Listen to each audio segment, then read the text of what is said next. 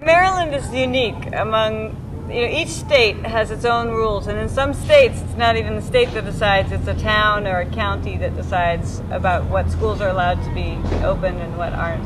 In Maryland, the state decides it, and Maryland was started in colonial times as a refuge for Catholics who were oppressed by the Protestant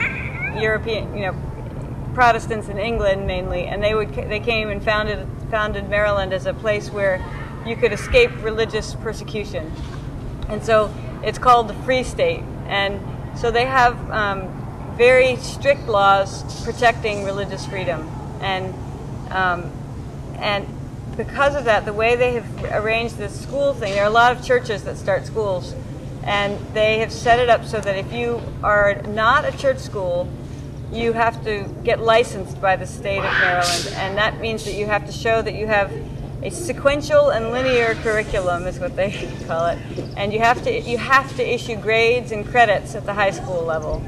And so they were not opposed to us existing, but they said there's no exception, there are no waiver processes. If you want to do something different than that, you have to be a church school. And church schools, on the other hand, are completely free to do whatever they want. There are no restrictions, no evaluations, no paperwork. So we at first thought, well, first we said, we don't want to be a church school. We want to be an independent school. And they sort of shrugged their shoulders and said, sorry, there's no exceptions to this policy. And so then we went to the Quakers and we went to the Unitarians and churches that were sort of liberal-minded and thought maybe we could work with them. And they were kind of open to the idea. They weren't opposed, but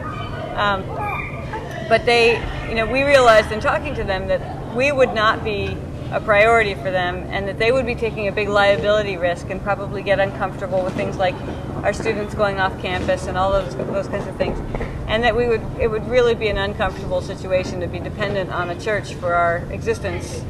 And so we finally decided to start our own church.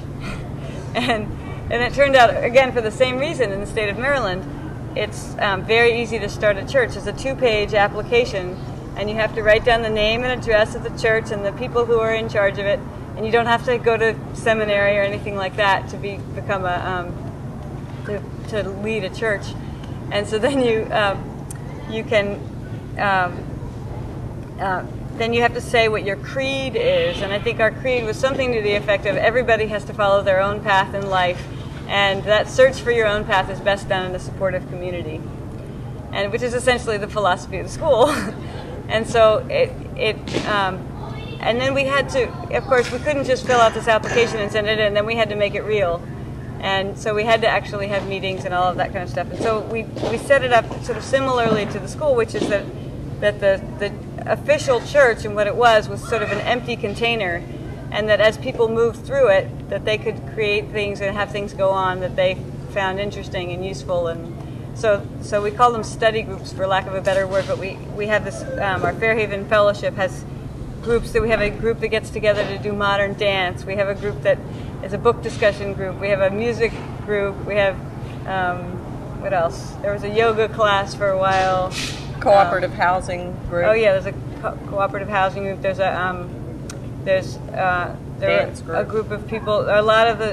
We seem to have a lot of parents who are healers, alternative medicine people in one way or another, and they had sort of workshop get-togethers to try to share ideas, that kind of thing. And so it's become sort of a way that parents can hook into the school community without being actually on campus during the day and be part of things.